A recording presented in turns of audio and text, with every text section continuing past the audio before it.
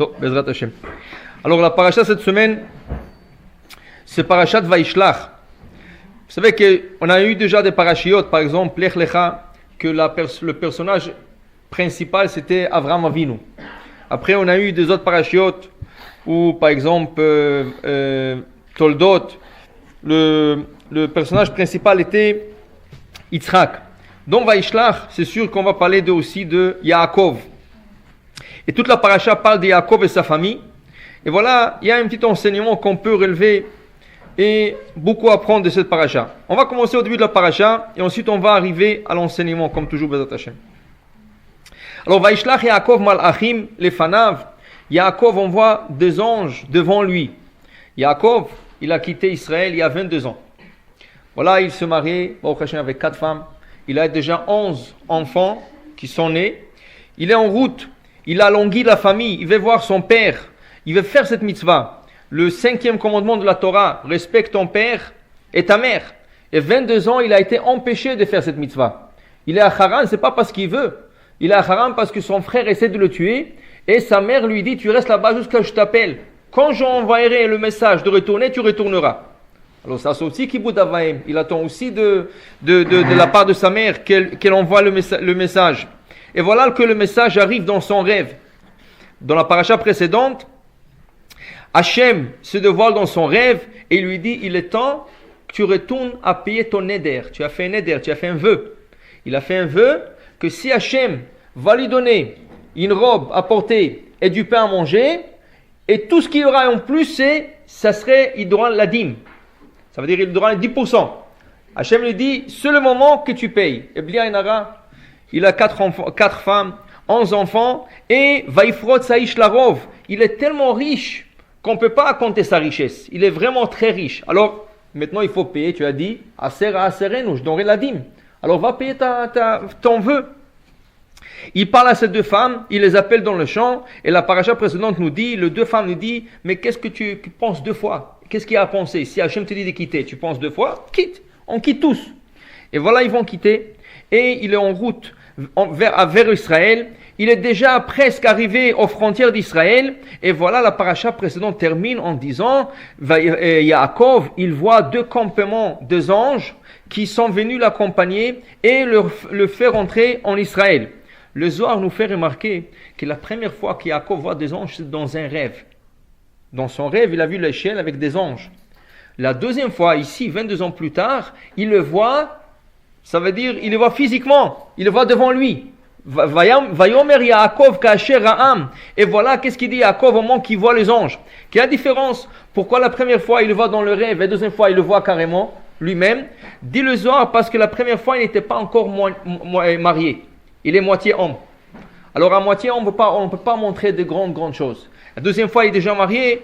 Là, on va lui montrer les anges carrément. Il va les revoir avec ses propres yeux. Et les anges, ils sont là pour le protéger et l'accompagner en même temps au retour et en rentrée en Israël. Alors Yaakov, il prend de ces anges. Vaishlach Yaakov Malachim, il envoie des anges à qui? À son frère Esav. Apparemment, Yaakov, il a très peur. Il a très peur de son frère. Il ne sait pas qu'est-ce qui se passe dans la tête de son frère 22 ans plus tard. Est-ce qu'il m'en veut toujours? Est-ce qu'il veut me tuer? Maintenant, avant, il était seul. Alors, ça ne lui regardait pas. S'il meurt, il meurt. Mais maintenant, il a 4 femmes en charge. Il a 11 enfants. Il a de la responsabilité. Alors, c'est pas rien qu'aller faire la guerre. Il faut aussi protéger tout ce qu'il a acquis. Alors, il essaye d'envoyer des hommes. Et le Midrash dit, aucun homme veut aller rencontrer Esav. Le seul qui ont voulu, ça veut dire qu'ils ont accepté d'aller rencontrer Esav, c'était des anges. Alors, Vaishlach Yaakov Malachim. Il envoie des anges pour voir quelle est la situation, qu'est-ce qu'il pense Esav exactement. Et regardez qu'est-ce qu'il dit la Torah. Il retourne les anges, et qu'est-ce qu'il lui dit à Yaakov? Bano el achicha. On est venu chez ton frère, mais il n'a rien à faire, il est resté Esav. Il n'est pas ton frère. Il cherche à te tuer. Alors, prépare-toi et fais le nécessaire pour le rencontrer. Et là, Yaakov se prépare pour 3 choses, dit Rashi. Il se prépare pour la guerre, il prépare des cadeaux et il commence à faire une prière. Il prie Hachem, comment? Tu m'as promis, tu me protégeras. Il faut que tu protèges ma famille aussi. Maintenant, j'ai des enfants, j'ai des femmes. Il faut que tu protèges tout cela. Alors, les 3 préparations. Et voilà, il arrive le moment que la nuit, il décide de ne pas se faire attaquer par surprise. Alors, il décide de faire passer sa famille. Il y a un fleuve là-bas. Alors, il décide de faire passer sa famille l'autre côté du fleuve. Mais qu'est-ce qui arrive? La Torah nous raconte. Quand il commence à faire passer sa famille, Rachid dit, il se fait comme un pont. Il met un pied d'un côté du fleuve, l'autre pied de l'autre côté du fleuve. Il fait passer tout le monde, ses femmes, ses enfants, ses troupeaux, ses les animaux, tout ce qu'il a. Et voilà, il se trouve déjà de l'autre côté. Mais il se rappelle que de l'autre côté du fleuve, il a oublié des petites fioles en argile. C'est des fioles qui ne coûtent rien du tout. Même à l'époque, ça coûtait moins qu'$1 dans le magasin. Il n'y avait pas de magasin d'$1, mais ça coûtait moins. C'était pas quelque chose d'important. Mais Yaakov va aller les rechercher. Et la Torah nous dit, dès qu'il va chercher ces fioles en argile, il reste, Vaïvater Yaakov levado. Yaakov reste seul, et voilà, et un homme le rencontre. Rachid dit, c'est pas un homme, c'est pas du tout un homme, c'est plutôt un ange. C'est l'ange de Esav, l'ange de la nation de Esav, et ils vont lutter toute la nuit. Toute la nuit, ils vont lutter ensemble, et c'est rien que vers la matinée qu'Yaakov gagne la lutte. Il est blessé un peu parce qu'il lui a fait déplacer le nerf sciatique, mais Yaakov va gagner la lutte. Il va enlacer l'ange, il ne va pas le laisser partir, et l'autre lui dit, écoute, il faut que je monte au ciel. J'ai attendu ce moment 138 ans, dit le Midrash. Vous savez qu'en Israël, ils ont la chance de chanter Akadosh Baruch Hu 3 fois par jour, au moins les hommes. Qu'est-ce qu'on chante? Comment on chante Akadosh Baruch Hu? Qu'est-ce qu'on dit?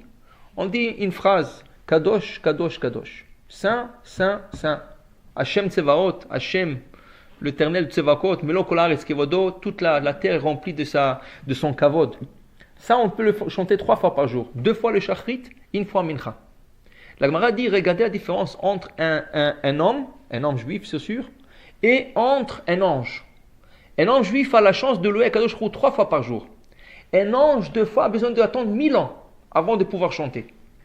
Ça veut dire que ce n'est pas tous les anges. Vous savez combien des anges il y a? On ne peut pas compter le nombre des anges. Mais ce n'est pas tout le monde qui ont le droit de chanter quand ils veulent. C'est Akadosh Baruch Hu qui leur donne le droit. Et ils ont des groupes de anges qui vont chanter quand ils auront le droit de chanter. Il y en a qui chantent peut-être chaque jour. Il y en a qui chantent 1 fois par mois. Il y en a qui chantent une fois par an. Il y en a qui chantent après 100 ans ou après 200 ans. Cet ange-là qui rencontre Yaakov, 138 ans, il n'a pas chanté. Et c'est ce jour-là, justement, qu'il a dû chanter. Qu'est-ce qu'il dit à Yaakov? Lâche-moi. Lâche-moi parce que je suis pressé et il faut que j'aille chanter. Il dit non. Dans ce cas, tu es pressé, moi aussi je suis pressé. Il dit, qu'est-ce que tu veux toi? Il dit, tu vas me bénir. Tu vas me dire que la bénédiction dont mon frère, il m'en veut toujours par cette bénédiction, il m'arrive. Alors, il lui a dit, l'ange lui dit, effectivement, tu sais quoi? Comment tu t'appelles? Yaakov. Tu t'appelleras plus Yaakov. Qu'est-ce que c'est Yaakov? Yaakov, c'est Ekev, c'est le talent.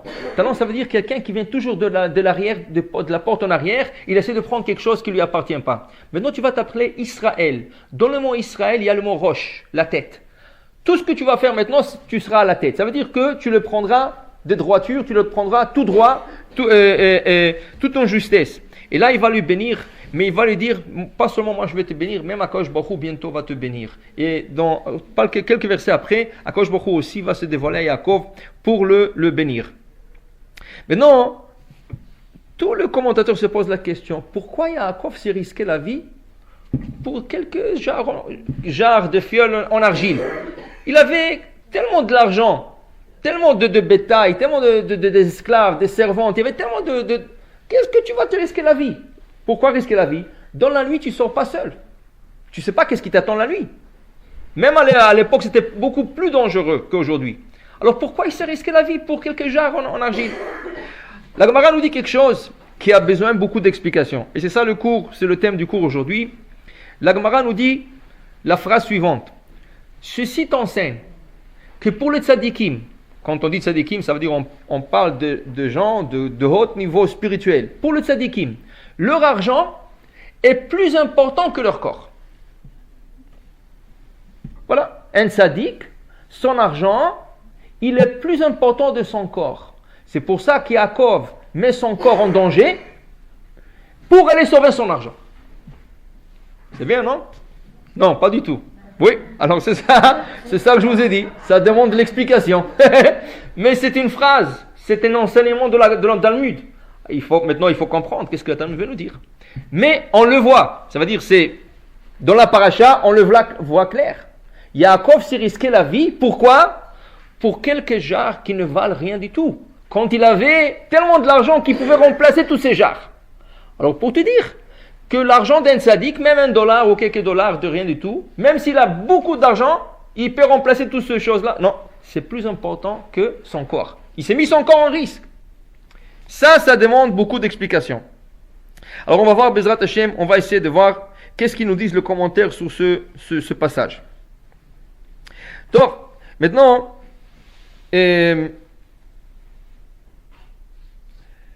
pour comprendre cela, il faut voir la suite. Dans le Talmud là-bas, il faut voir la suite. La Gemara donne une raison. Et la raison fait déjà plus. Elle donne plus de lumière et ça fait déjà un peu plus de sens. La raison que la Gemara nous donne, pourquoi un tzaddik va se risquer le corps pour de l'argent? Ou pourquoi est-ce qu'il aime plus son argent que son corps? Parce que tout ce que le tzaddik possède, il le possède par droiture. Ça ne vient pas par aucun doute du vol. Ça veut dire que tout l'argent est 100% pur. C'est de l'argent pur. Il n'y a même pas un doute que cet argent a été pris d'une manière malhonnête ou détournée ou quoi que ce soit. L'argent, il vient de droiture. On va donner quelques exemples. J'ai vu une histoire sur le Chafetz Chaim. Le Chafetz Chaim était dans une ville une fois. Vous savez que le Chafetz Chaim, Rabbi Israël, il s'appelait Israël Meir à Cohen. C'était un Cohen. Le Chafetz Chaim, c'était un Cohen. Dans cette ville, quelqu'un voulait lui offrir un cadeau. Qu'est-ce qu'il lui a offert? Un plateau en argent. Et sur le plateau, qu'est-ce qu'il y avait? Il y avait les 3 morceaux de la bête que le Cohen reçoit quand le Beth Amikdash existait. Zroa, Lechayaim, Keva. Zroa, la patte droite de la vache. C'est ça? Lechayaim, le joug de la vache. Et le Keva, les intestins de la vache. Ça, c'est 3 morceaux que chacun, quand il venait apporter un sacrifice dans le temple, il donnait ça comme sacrifice, comme offrande et comme partie du Kohen. Surtout dans le Korban, dans le sacrifice qui s'appelait Shlamim. Il y avait des sacrifices que le Kohen avait des autres parties, mais ça, dans les Shlamim, c'est le morceau que le Kohen recevait. Alors, comme le Chafetz Chaim était Kohen, quelqu'un voulait lui faire un cadeau, un plateau en argent, sur le plateau, il y avait ces 3 morceaux de la bête. Le Chafetz Chaim, quand il attrapait le plateau, il disait quelque chose, personne n'entendait qu'est-ce qu'il disait, mais il disait quelque chose, il répétait quelque chose, mais on voyait ses lèvres bouger sans entendre qu'est-ce qu'il dit. Il y a son shamash, c'est lui qui servait, il s'est approché du Chafetz Chaim. Et il voulait entendre qu'est-ce que le Rav dit, qu'est-ce qu'il est en train de dire là-bas. Et le Chafetz Chaim répétait le mot, ce n'est pas volé, c'est de l'argent glad kosher. Normalement on aurait dit, la BMA, la bête est glad kosher. Lui il disait, c'est de l'argent glad kosher. Qui veut dire quoi? Le Chafetz Chaim a réalisé que celui qui lui a donné le cadeau, l'animal, il n'y avait aucun doute que cet animal, l'argent est venu par une manière détournée ou chas v'shalom, pas cachère. Quand on dit manière détournée, il ne veut pas dire que la personne l'a volé. Même si la personne l'a gagné, mais malhonnête. Qu'est-ce que c'est malhonnête? Je vous donne un exemple. Tu es employé, tu travailles dans un bureau, oui, et tu dois accomplir un certain travail. Tu n'as pas fini ton travail, tu lèves le téléphone, tu fais quelques appels. Le temps que tu fais des appels, c'est le temps de ton patron. Ça s'appelle du vol. Est-ce que tu as volé de l'argent? Non, tu n'as pas volé, mais tu as volé du temps. Maintenant, quand tu reçois ton salaire, dans ton salaire, cet argent, c'est un peu volé. Alors, ce n'est pas de l'argent 100% de glad kosher. Il y a kosher et glad kosher. C'est kosher parce que en fin de compte, tu as fait ton travail, mais ce n'est pas glad kosher. Parce que quand même, il y avait un peu du vol dedans. Le test, écoutez ça, le test pour savoir, si vous voulez savoir, vous, est-ce que mon argent est 100%, ça veut dire 100% cachère ou 99% cachère? Voilà le test. Le Rav Chaim Volozhin, il y a 300 ans, il a préparé un grand repas il y avait beaucoup de rabbins qu'il a invités chez lui à la maison. Sa femme a dressé toute une table. Il y avait une belle nappe sur la table et du manger et tout ce qu'il faut.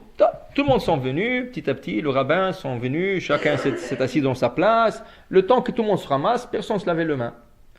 Quand tout le monde se ramassait, le rabbin va donner signe, allez, on va aller se laver les mains pour s'asseoir, manger la souda. Donc, il y a un rabbin qui n'a pas fait attention, le bouton de sa jaquette s'est accroché à la nappe.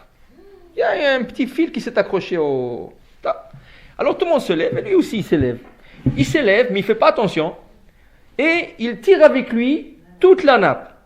Sur la table, il y avait à l'époque le verre. On ne parle même pas de cristal. Le verre était très rare.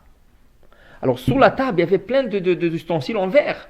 Le Rav, il voulait honorer tout le rabbanim, il a mis de choses qui étaient chères, des assiettes, des trucs en verre. Le Rav n'a pas fait attention, il s'est levé, il a tiré avec lui toute la nappe. Vous pouvez imaginer, toute la table était par terre. Mais toute la table. Tout le monde disait oh, oh, oh, oh. Et le Rav était calme. Le maître, Rabbi Chaim Volozhin, était calme. Et quelqu'un me dit alors regarde, qu'est-ce qu'il. Il me dit mais tout s'est cassé. Il dit qu'est-ce que ça veut dire ça? Il dit écoutez une chose. Si je gagnais mon argent avec honnêteté, rien ne se cassait. Tout ce qui va se casser, c'est parce qu'il a été gagné malhonnête. Ils ont ouvert la nappe, rien n'a été cassé. Rien. Hein? Sur votre responsabilité. Pour vous dire que des fois vous demandez des questions. Ah, comment ça se fait? Il y a plein de verres qui se cassent. Alors la première chose que vous allez dire, Ainara, Ainara. C'est pas Ainara. C'est pas toujours Ainara. Rav Chaim Volozhin dit, c'est pas Ainara. Ça doit être l'argent que vous avez utilisé pour acheter ce service. Ça peut être de verre, ça peut être des assiettes, ça peut être quoi? Ça, c'est pas été volé. Mais ce n'était pas 100%. Ce n'était pas 100%. Okay, qui dit? C'est de l'argent qui a été gagné vraiment. Ça, tu perds quelque chose, quand tu perds un bijou. Ça veut dire qu'il t'arrive pas. Non, quand on le retrouve là, et justement c'est pour ça qu'on dit on est plus, ça veut dire qu'on a payé l'argent, on a payé ces bijoux avec de l'argent. Cachère. Très bien. C'est vrai que ça vient juste de quitter. Oui.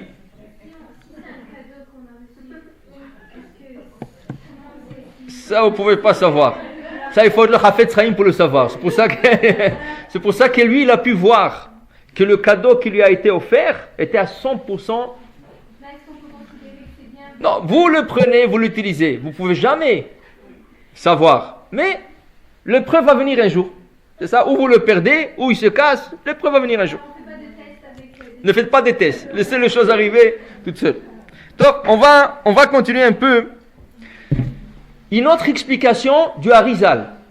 Le Harizal, sur ce passage qu'on vient de dire, que le tzaddik pour lui, son argent, il est plus important que son corps, le Harizal, il a une autre explication, un peu plus profonde que ce que la Gemara dit. Le Harizal, il dit, tout ce que vous achetez et tout ce que vous possédez vous a été donné du ciel. Tout ce que vous possédez vous a été donné du ciel. Veut dire, des fois vous essayez d'acheter quelque chose. Vous arrivez au magasin, c'est fini. C'est fini, il n'y a plus. C'est ça? Est-ce que vous allez recevoir encore? Non, c'est fini. C'était une liquidation. Alors quoi? Ça veut dire du ciel, il ne voulait pas qu'il vous l'ayez. Et des fois, vous êtes la dernière personne, il y a le dernier item sur l'étagère, vous êtes le dernier client qui va le prendre. Et des fois, voilà. Et des fois, il y a plein de... Vous pouvez acheter, vous pouvez retourner.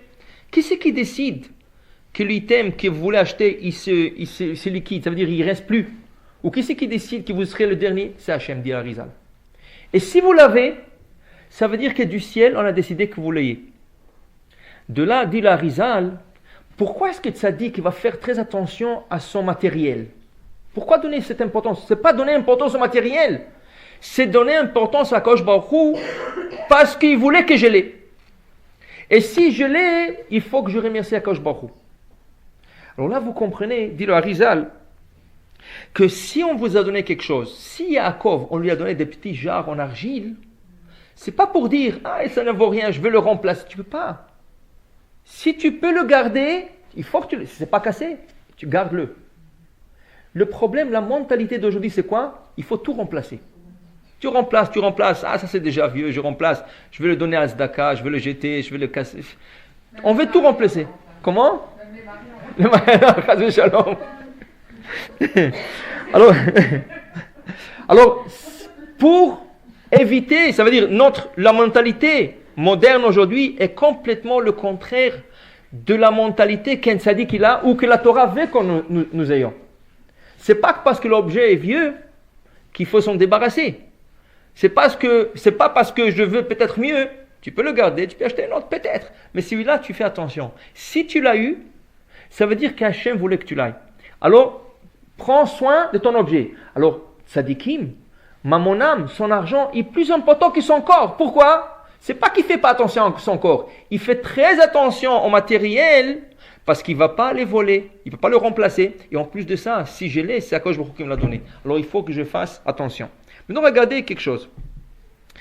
Suite de cette histoire, dans la Torah, avec la lutte de cet ange toute la nuit, Yaakov va se rencontrer avec son frère. Son frère voudra le tuer. Comment?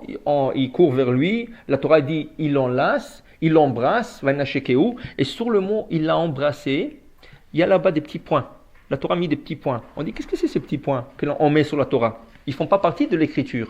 Oui, ces petits points pour vous dire que quand il a embrassé Esav, il a embrassé sur le cou, il l'a mordu. Il a laissé, vous savez, des petits enfants, quand ils mordent quelqu'un, il y a toujours des traces dedans. Esav est venu à Yaakov, mon frère, ça fait 22 ans que je ne t'ai pas vu, je t'ai langui, tout ça. Une fois venu l'embrasser, sur son cou, il lui a laissé une marque, il a mordu. Et Rachid dit, il a perdu tous ses dents. Pourquoi? Parce qu'Akadosh Baruch Hu a fait un miracle que le cou de Yaakov est tourné en marbre. Et là, il a mordu du marbre, il a perdu tous ses dents. Et c'est écrit là-bas, le deux ont pleuré. Rachid dit, pourquoi le deux? Et ça, il a perdu ses dents. Oui, pourquoi Yaakov? Oui, parce que Yaakov, maintenant, sa nuque était très dure, il ne pouvait pas la bouger. Il était en marbre. Il ne pouvait pas bouger. Alors les deux ont pleuré.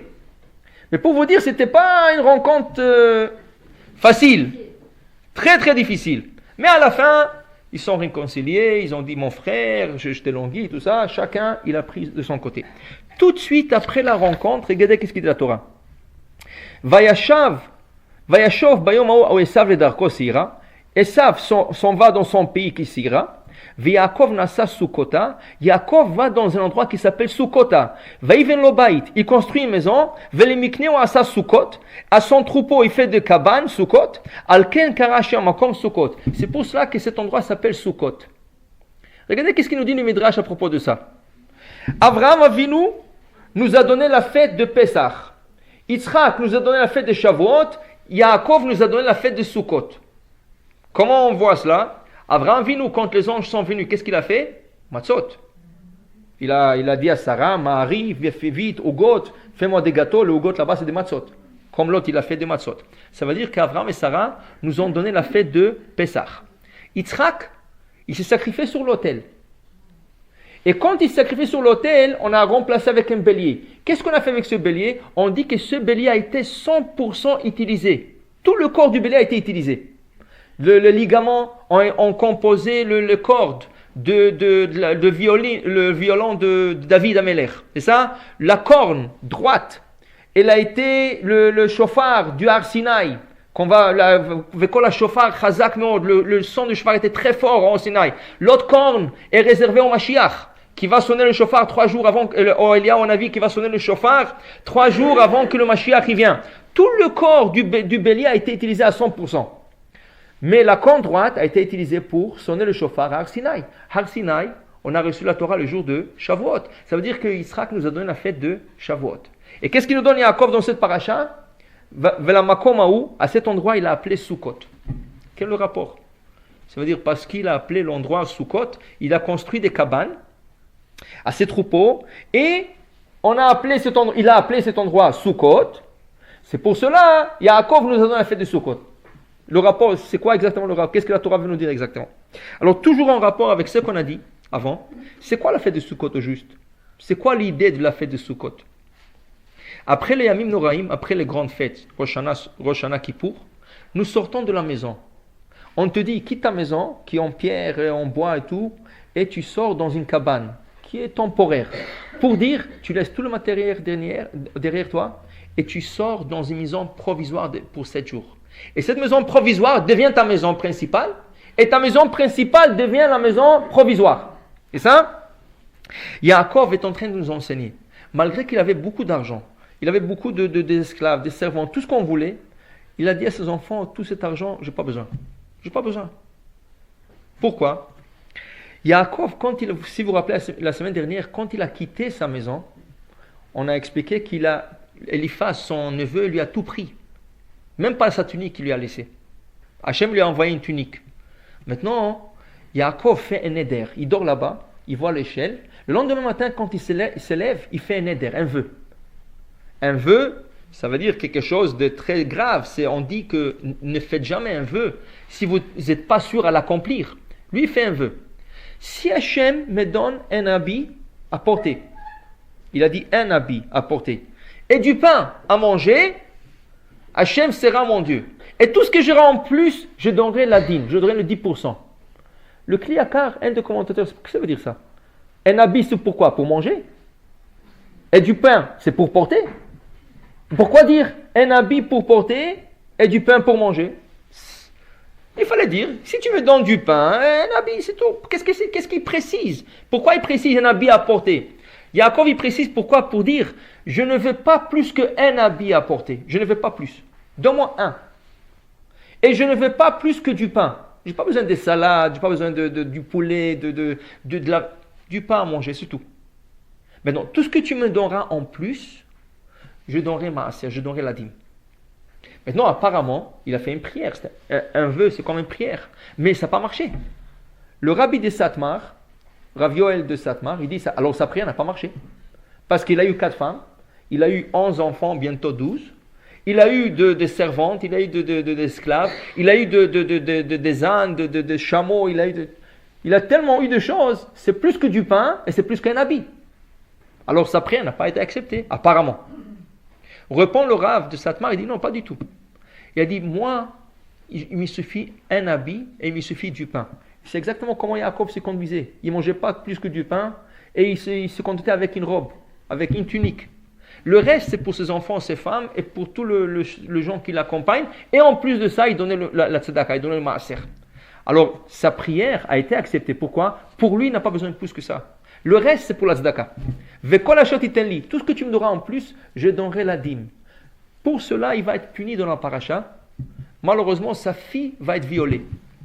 Pourquoi? Parce qu'il n'a pas respecté son vœu. Il n'a pas respecté. Comment?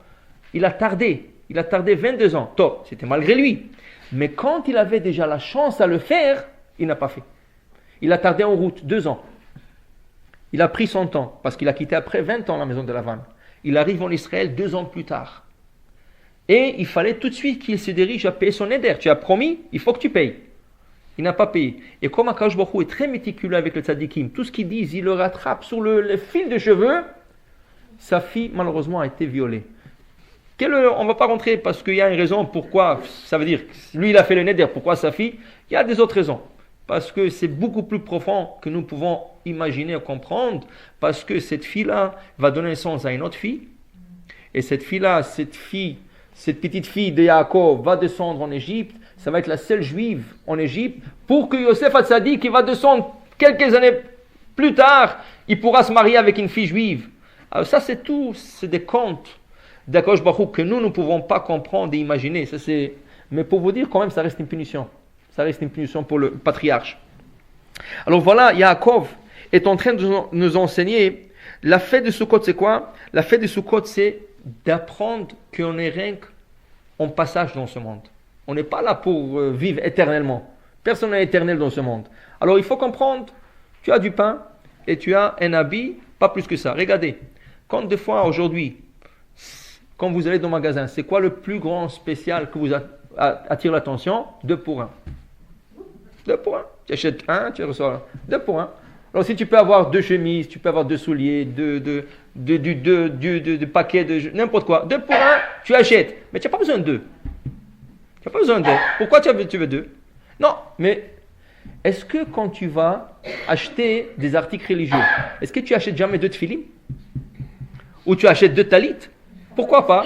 Tu peux acheter 2 tefillim, tu peux dire dans 5 ans, mes tefillim vont être usés. Ou un jour, cette semaine, je pose cette tefillim. Tu n'achètes pas. Pourquoi dans le hall, dans le profane, tu achètes toujours 2 ou 3?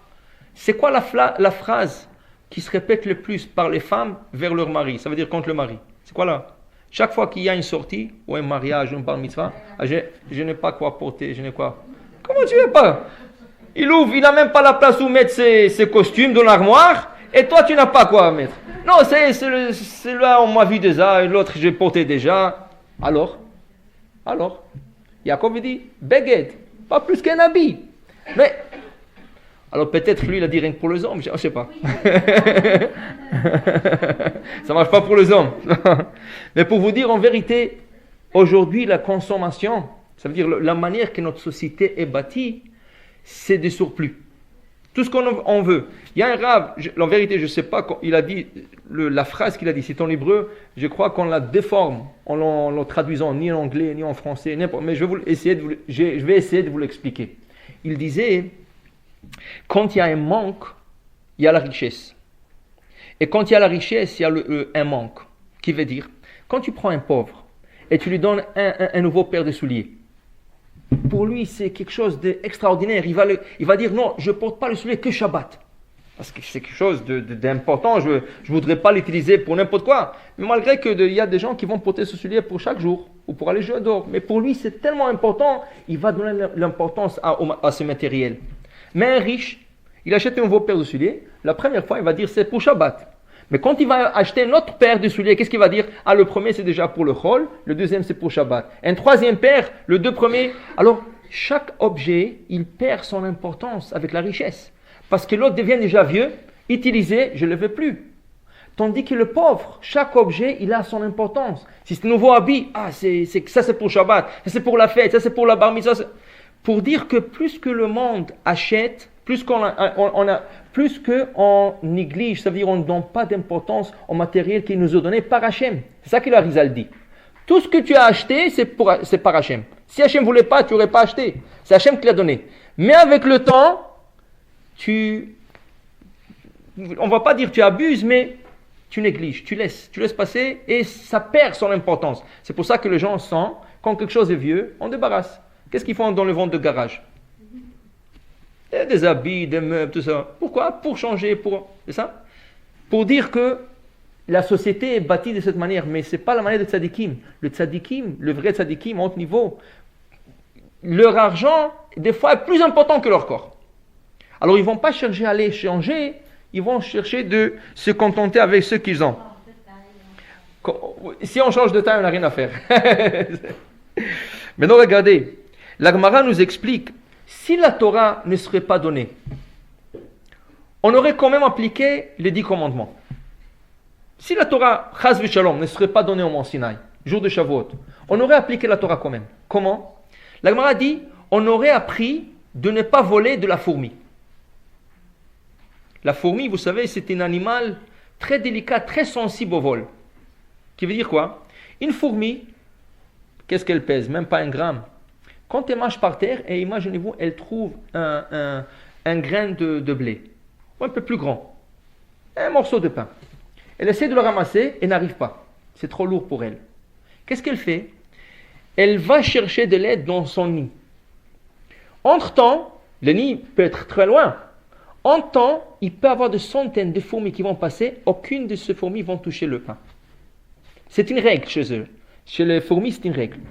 Elle ne touche pas quelque chose qui appartient à quelqu'un d'autre. La Gemara nous dit, si la Torah ne serait pas donnée, on aurait appris le vol de la fourmi. Le roi Salomon, il dit, toi le paresseux, va chez la fourmi, va apprendre d'elle comment elle ne vole pas. Mais est-ce qu'on a vraiment aurait appris tout de la fourmi? Non, pas tout. Vous savez pourquoi pas tout? Vous savez que la longueur de vie d'une fourmi, c'est 6 mois, pas plus. Pas plus. Il n'y a pas aucune fourmi qui a vécu plus que 6 mois. Ça c'est prouvé, tout ce que vous voulez. Une fourmi vit 6 mois. Et pourquoi 6 mois? Parce qu'elle n'a pas d'os sur son corps. Alors elle ne peut pas vivre plus que 6 mois. Mais la fourmi, toute la journée, qu'est-ce qu'elle fait? Elle ramasse. Des miettes, du pain, du blé, tout ce qu'elle trouve, elle ramasse, elle ramasse. Rabbi Shimon Bar Yochai, il dit dans la Gemara, une fois il voulait savoir combien elle peut ramasser. Ils ont ouvert un nid de fourmis, ils ont trouvé du stock, 5 5 tonnes du stock souterrain. Qu'est-ce qu'il va faire avec 5 tonnes? La fourmi, vous savez combien elle mange dans la période de 6 mois? Pas plus que un demi-grain de blé. Pas plus que ça. Elle ne peut pas manger plus que ça. Dans 6 mois, tout ce qu'elle peut manger durant cette vie, c'est un demi-grain de blé. Alors qu'est-ce que tu ramasses 5 tonnes? Vous savez qu'est-ce qu'il dit la fourmi toujours? Peut-être, Akadosh Baruch Hu me donnera une longue vie. Et je pourrais vivre un peu plus que 6 mois. Et même si tu vis un peu plus que 6 mois, qu'est-ce que tu vas manger? Un grain de blé. Alors qu'est-ce que tu ramasses 5 tonnes? 5 tonnes, c'est pour nourrir le fourmi qui existait depuis Bereshit jusqu'à la fin du temps. Qu'est-ce qu'il va faire? Disent les commentateurs, justement pour ça, on n'aurait pas pris 100% de la fourmi. Parce que le fourmi ramasse sans raison. Tu ramasses ce que tu as besoin, pas plus. C'est vrai qu'elle n'est pas paresseuse, mais tu sais que tu manges un demi-grain de blé. Ramasse 5 grains de blé. Pourquoi tu ramasses 5 tonnes? Parce qu'elle n'est pas intelligente, simplement. Pas du tout. Elle est très intelligente. Comment il sait de ne pas voler? Comment il sait de ne pas toucher? Si elle sait qu'elle va vivre 6 mois et qu'elle va manger un petit grain de blé, Voilà, pour vous dire, les hommes, ils sont très intelligents. Beaucoup plus que la famille, j'imagine. j'espère. Oui, on espère, c'est ça? Pourquoi on ramasse? C'est ça? Vous savez combien vous mangez durant votre vie? 70 ans? 5 tonnes. Il y a 5 tonnes du manger qui passe dans votre corps. Durant ça, vous savez qu'est-ce que c'est 5 tonnes? Vous pouvez nourrir tout un pays. Il y a des gens qui crèvent de faim. C'est ça? Alors des fois, on gaspille. Je vais vous dire un exemple. Des fois, il reste du manger du Shabbat. Des fois, il reste du... Rien que prenez le mariage, le bar mitzvah et tout ça. Qu'est-ce qu'ils font avec tout ce manger? Les traiteurs, qu'est-ce qu'ils font avec ça? La plupart le jettent. Vous voyez, des fois, un bar mitzvah, un brit milah, tu peux encore emmener quelques gâteaux à la maison. Mais des mariages, qu'est-ce que tu vas emmener? Qu'est-ce qu'on fait avec tout le poulet, toute la viande, tout ce qui reste? Qu'est-ce qu'ils font? Ils ne font pas de saucisson, c'est sûr. Qu'est-ce qu'ils font? Ils jettent. En Israël, par exemple, il y a des pauvres, il y a des yeshivot. Alors des fois, il y a des traiteurs qui vont aller donner ça à une yeshiva. Mais la plupart de ça, elles se jettent. Vous pensez qu'il le donnait? Non. Alvaï. Madame, Pas tout le monde. Ça, c'est s'il y a une demande. Et si le Baal Simcha, celui qui a fait la Simcha, demande qu'on le donne à des pauvres. Mais sinon, le traiteur n'a rien à faire avec. Il va le jeter. Alors pour vous dire, regardez, tout ça, c'est de l'excès. Bon, on ne peut pas faire des portions justes.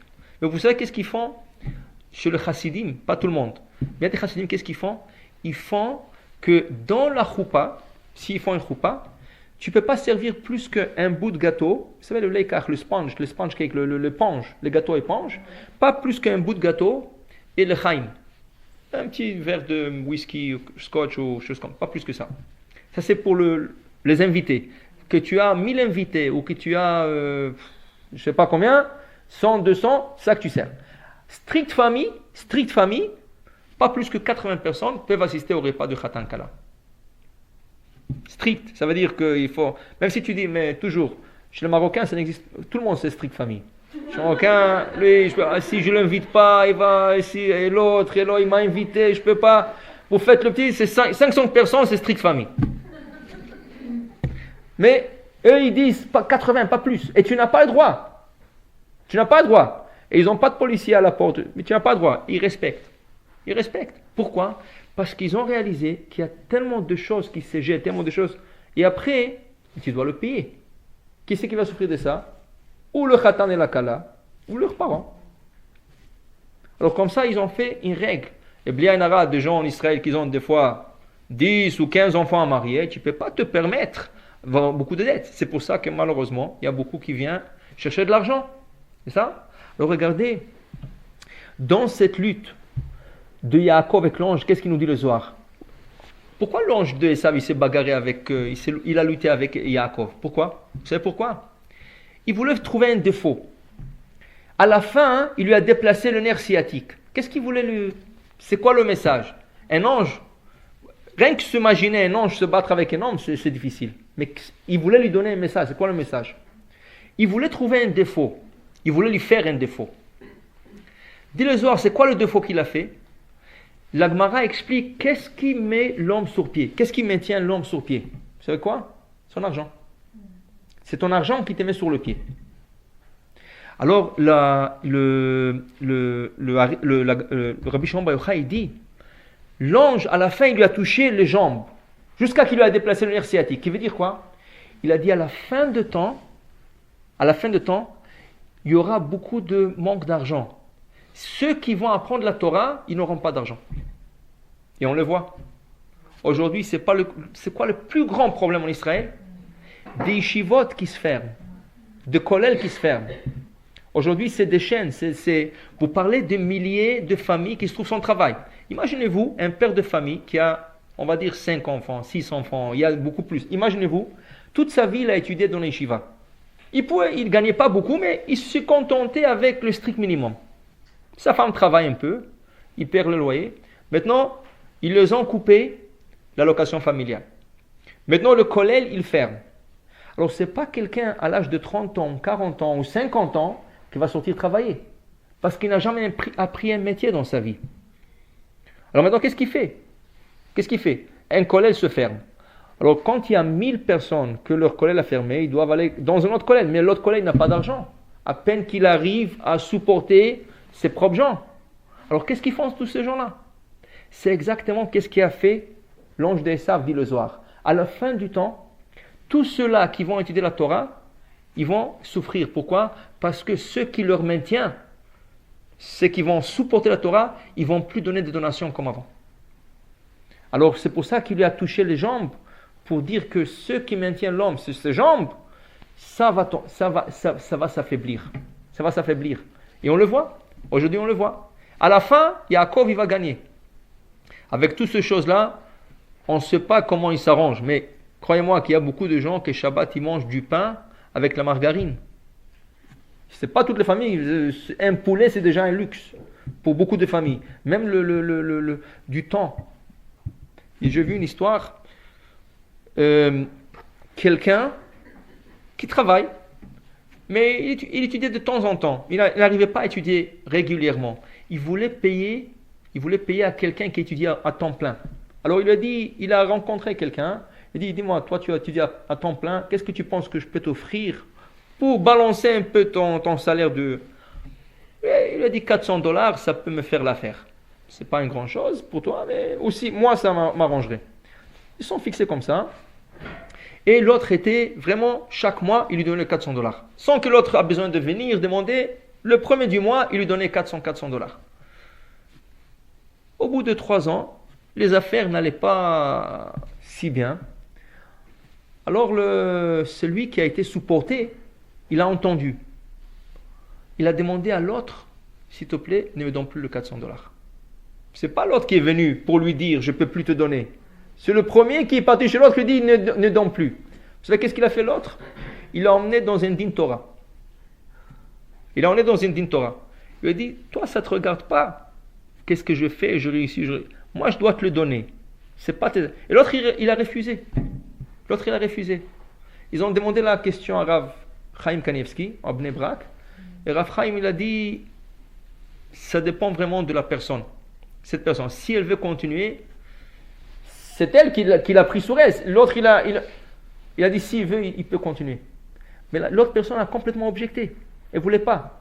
Pour vous dire que vraiment, en Israël, il y a tellement de tzadikim qu'ils apprennent. Et l'argent, ce n'est pas une question pour eux. Ils ne savent pas comment ils arrivent à la fin du mois. On ne sait pas. Même eux, ils ne savent pas. Tu leur demandes, ils ne savent pas. Mais c'est ça que l'ange de Esav est arrivé à faire. Qu'à la fin du temps, il y aura tellement de problèmes pour l'âme Israël. Et ce n'est pas la plus grande problème. Ce n'est pas les attentats et tout ça. Le plus grand problème, que ce qui nous maintient, ce qui nous protège partout dans le monde, c'est la Torah. Et le central de la Torah, c'est où? La centrale, c'est Israël. C'est là-bas que la Torah commence à s'affaiblir. Mais bon, Hachem, ces gens-là ne se découragent pas. Ils continuent. Pourquoi? Parce qu'ils savent une chose. Que l'argent, c'est rien. Et s'ils ont l'argent, c'est Hachem qui a décidé de leur donner. Et ils vont leur donner l'importance plus que leur corps. Ils vont se priver des habits, de manger, n'importe quoi. Mais l'argent, c'est quelque chose si long. Si long, ils vont leur donner beaucoup d'importance. Maintenant, alors ça, vous allez comprendre pourquoi Yaakov, c'est quoi le message de Yaakov dans la paracha? Pourquoi il nous dit ce message? Que tout de suite après la rencontre avec l'ange et avec Esav, il prend un endroit, il l'appelle Sukkot. Il nous dit que il faut vivre comme provisoire dans ce monde. Tu es provisoire. N'essaye pas d'acquérir le monde. Tu es là 70 ans, 80 ans, 120 ans max. Après ça, tu pars. Tout ce que tu laisses ici pour tes enfants après, mais tu ne prends rien avec toi. Alors comprends que ce monde est rien que provisoire. C'est pour ça qu'il a appelé l'endroit Sukkot. Maintenant, l'intéressant est cet endroit. Qui c'est qui va l'apprendre comme héritage à la fin? Ça veut dire quand le Bnei Israël, le peuple d'Israël, les 12 tribus vont rentrer en Israël, dans quelle région elle va tomber? D'où va tomber cet endroit? C'est tombé dans la région de Gad. Vous vous rappelez que l'histoire de 2 tribus, Gad et Réhouven, ils sont venus chez Moshe Rabbeinu, ils ont dit, non, on ne peut pas passer le Jourdain. On veut rester de l'autre bord du Jourdain parce qu'on a beaucoup de troupeaux, on a beaucoup des animaux qui ont besoin de paître dans le montagne. Alors ici, c'est une bonne région pour nous. Moshe s'énerve, à la fin, il les accorde. Pourquoi Gad? Pourquoi eux, ils ont eu le mérite d'avoir ce Sukkot? Pourquoi? Parce que quand ils sont venus demander à Moshe Rabbeinu de rester de l'autre côté du Jourdain, c'est quoi l'excuse? C'est quoi la demande? Parce qu'ils doivent s'occuper de leurs troupeaux. Ils ont négligé leur famille. Ils n'ont pas dit on va construire des maisons pour notre famille. Ils ont dit on va construire des clôtures pour nos troupeaux. Ensuite, on va construire des maisons pour nos enfants et nos femmes. Et on va venir aider nos frères dans la guerre. Puisqu'ils ont mis leur troupeau en premier, Moshe les a corrigés. Il dit non, vous allez d'abord construire des maisons pour vos enfants et vos femmes. Ensuite, des clôtures pour vos troupeaux. Et ensuite, vous allez venir nous aider. Qui veut dire, ils ont vu de ça que dans la tribu de Gad, pour eux, leur argent était plus important que leurs femmes et leurs enfants. Et c'est pour ça que Moshe leur corrige. Et c'est pour ça que cette région qui s'appelle Sukkot par Yaakov, elle va tomber dans leur part pour dire, vous êtes rien que provisoire. Ne cherchez pas à avoir plus d'argent et ne croyez pas que c'est ça l'essentiel de le monde. D'abord, il faut s'occuper de sa femme, de ses enfants. Le reste, c'est secondaire. Mais c'est vrai, un tzaddik, une fois qu'il possède le matériel, il comprend que c'est du ciel. Et là, il va lui donner beaucoup d'importance. Maintenant, le tzaddik, qu'est-ce qu'il va faire avec son bien matériel? Il va le sanctifier. Il va le sanctifier au point que tout son entourage, son matériel, même ses animaux, un tzaddik peut sanctifier par sa kedusha, même ses animaux. La Gemara dit qu'il y avait un âne bien spécial dans le Talmud, l'âne de Rabbi Pinchas Ben Yair.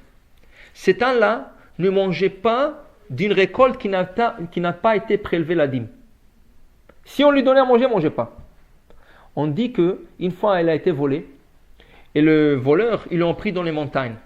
Ils ont essayé de lui donner à manger, elle ne voulait pas manger. 3 jours, elle n'a pas mangé. À la fin, ce voleur lui ont dit, si elle continue comme ça, elle va mourir dans notre grotte. Et là, tout le grotte va sentir mal, et ça va avoir mauvaise odeur. Alors, ils ont préféré de la renvoyer. Quand il l'a renvoyée, elle est partie toute seule à la maison de son maître, Rabbi Pinchas Ben Yair, qui était le beau-père de Rabbi Shimon Bar Yochai. Quand elle est arrivée, elle a commencé à brère.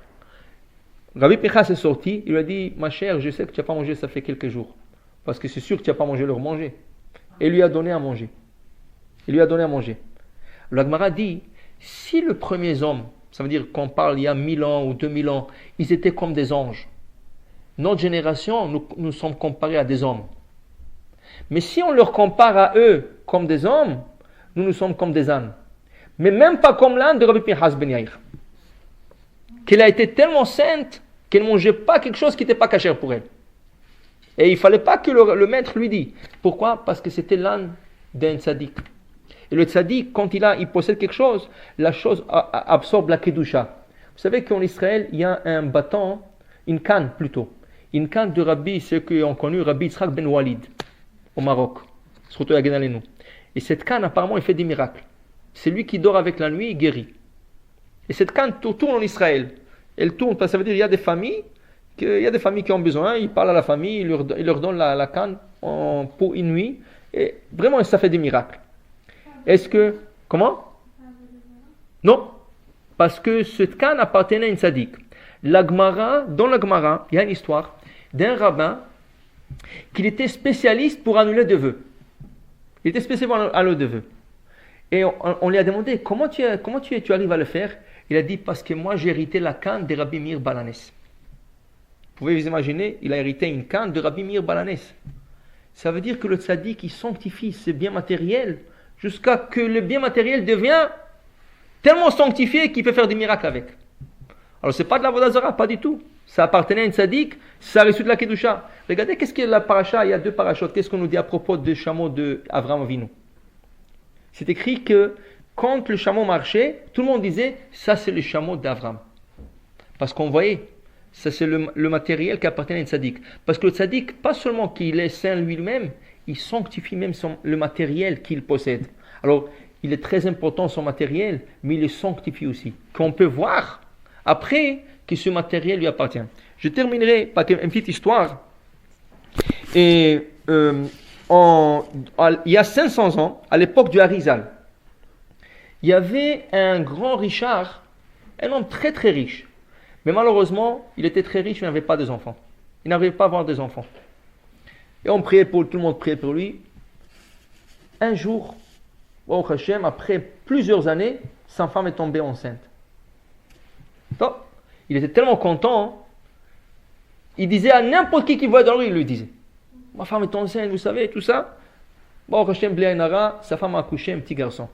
Vous pouvez imaginer la joie, après des années qu'il n'a pas eu d'enfants. Maintenant, il a dit, qui je suis comme Sandak? Qui c'est qui va s'asseoir sur qui c'est Eliaou? Il est à l'époque du Harizal, c'est son voisin. Alors il est parti demander le Harizal qui va être son Sandak. Il a dit, est-ce que vous acceptez d'être mon Sandak? Le Harizal a dit, bien sûr, que la question, c'est une mitzvah. Donc, maintenant, cet homme, il avait un voisin très méchant. Très méchant. Pourquoi? Il était jaloux de lui. Pourquoi il était jaloux? Il voyait comment il invite tout le monde. Il allait faire une brit mila comme un mariage. Il invitait tout le monde, surtout des pauvres, des riches, tout le monde. Et il voyait les préparations et tout. Le voisin n'arrivait pas à voir comment il est content comme ça. Et toute la journée, il pensait comment je peux lui gâcher la simra. Toute la journée, il pensait. Vous savez, quand un homme pense du mal, il peut faire des bêtises. La décision qui lui est arrivée en tête, c'est d'empoisonner le manger. Donc, il n'a pas beaucoup réfléchi. Tout ce qu'il fait, il surveille la cuisine. Comment on peut rentrer à la cuisine sans que personne ne voit? Il voit comment le serveur rentre, il sort, le cuisinier et tout ça. Il a trouvé le temps, il a calculé le temps, il voyait où il y a moins de surveillance dans la cuisine. Et il a planifié, il est rentré. Un jour avant, il a empoisonné toute une marmite, une grosse marmite de poisson. Tout le poisson a été empoisonné. Donc, le lendemain, tout le monde arrive, des rabbins de la ville, de grands tzadikim, de pauvres, des riches, de tout le coin de la ville, tout le monde arrive. La seule personne qui ne se présente pas, c'est le Harizal. Donc, on ne peut pas faire la bride sans le Harizal, c'est le Sandak. On attend, 1 heure, 2 heures, 3. Le Rav ne vient pas. Mais personne ne va rien dire. Tu ne vas pas dire. Vers le coucher de soleil, il reste encore 1 heure vers le coucher de soleil. Depuis le matin, le Harizal il vient. Donc, personne ne va rien dire. Mais le père, il lui dit, s'il vous plaît, je vous ai demandé de venir, c'est la journée la plus joyeuse de ma vie. Pourquoi vous êtes? Il dit, écoutez, j'étais occupé. Tout d'un coup, ils entendent des cris de la cuisine. Toutes les femmes, les cuisinières crient. Le propriétaire est parti voir, qu'est-ce qu'il y a? Un chien qui est mort dans notre marmite, un chien. Qu'est-ce qu'il y avait? Il y avait un chien qui est venu, il a sauté dans la marmite de poisson. Et avec la chaleur de la marmite, il est mort dans la marmite. Alors il les a gâchés tout le repas. Le Harizal, il disait, s'il vous plaît, est-ce que vous pouvez me montrer le chien? On dit oui. On l'a emmené à la cuisine. Le Harizal voyait, il dit, maintenant on peut faire la brite. J'attendais que ça. Personne n'a compris. Mais comme il n'y avait pas beaucoup de temps avant que le soleil se couche, on a fait tout de suite la brite et tout. Et ils se sont lavé les mains, ils sont assis pour le repas. Le balaba dit, je ne comprends rien à cette histoire. Le chien, vous êtes tombé. Qu'est-ce que c'est cette histoire encore? Il dit, écoutez, je suis sorti à temps pour venir dans votre brite. Le matin, je me suis levé tôt pour venir ici. Dès que je sors de la maison, il y a un chien qui m'attaque. Alors là, il n'a pas peur. Il dit, qu'est-ce que tu veux de moi? Il dit, je ne te laisserai pas partir à la brite avant que tu me fasses un tikkun. Tu me repares. Il dit, qu'est-ce que ça veut dire ça? Il dit, lui, il était homme avant, et il a été réincarné dans un chien. Il dit, mais qui vous êtes? Qui tu es? Il était le serviteur de prophète Elisha. Elisha, c'était l'élève d'Eliyahu Hanavi. Son serviteur s'appelait Gehazi. Si vous lisez le prophète dans cette semaine, la semaine prochaine, vous allez voir, il y a une histoire d'une femme qui n'a pas d'enfants. Gehazi rentre chez elle à la maison, elle va construire un deuxième étage pour lui, elle va mettre une table, une chaise, un lit, elle va dire, Baruch haba, chaque fois que vous venez dans la ville, vous êtes chez moi, vous n'allez pas autre part, vous rentrez chez moi. Elle a accueilli, elle et son mari, et à la fin, le prophète, Elisha, lui dit, mais est-ce que je peux faire quelque chose pour vous? Son serviteur Gehazi lui dit, mais la femme, ça fait des années qu'elle n'a pas d'enfants. Alors il faut peut-être lui donner un bracha. Alors il lui donne la bracha, il dit, non, s'il vous plaît, ne me faites pas ça, moi je suis déjà vieille, je ne peux pas... Alors, cet haftara, ce passage de prophète tombe toujours dans de Chaye Sarah. L'histoire de Sarah, parce que Sarah aussi, elle a eu le Yitzhak très tard. Elle a été fécondée, elle a eu un garçon. L'histoire était, le prophète est parti. Quelques années plus tard, le garçon décède. Alors, elle a dit, mais qu'est-ce qui arrive? Tout de suite, elle est partie, elle a envoyé un message au prophète, Elisha. Elle dit, regarde, le garçon que tu m'as donné, regarde, qu'est-ce qui arrive? Lui, il ne pouvait pas se déplacer, ou il ne voulait pas, je ne sais pas c'est quoi l'histoire exactement. Il a pris son bâton, il a dit à son serviteur, va mettre sur le cadavre, ça veut dire sur le mort, et il va se ressusciter, il va se lever. Même le serviteur, Gehazi, ne croyait pas. On met un bâton sur un enfant qui est mort, il va se lever. Qu'est-ce qu'il fait? En route pour aller à la maison de cette femme, il y a un chien mort sur le chemin. Il a pris le bâton, il l'a mis sur le chien s'est levé.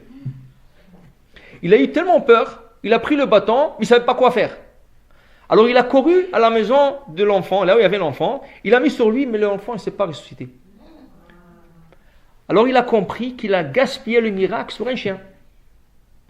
Il est retourné en pleurant chez le maître, le prophète, il lui a pleuré, il a dit, regarde, le prophète a dit, oui, tu as gâché parce qu'il fallait que ce bâton ressuscite l'enfant, mais maintenant tu as ressuscité le chien, on ne peut rien faire.